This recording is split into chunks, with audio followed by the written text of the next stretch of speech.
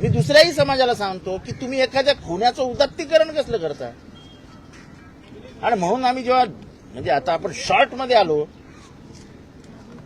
त्याच्या मागे judicial inquiry घेण्याचं कारण काय होतं, ते ह्याच्या आधी झालेले जेवढे प्रकार आहेत बीडमध्ये तेवढे सगळे उघडकीला आले पाहिजेत.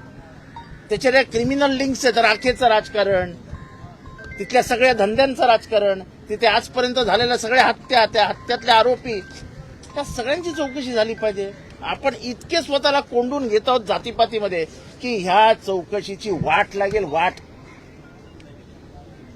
एकीकडे कायदा हातात घेण्याची जर भाषा होणार असेल तर मग संविधानावरतीचा आपलाच विश्वास नाही असं आपल्याला बोलावं लागेल. आमचं म्हणजे मला माहित नाही मी यांच्या वतीने बोलतोय, संविधानातली कुठलीही तरतूद बाजूला करून कायदा हातात घेण्याची भाषा योग्य नाही.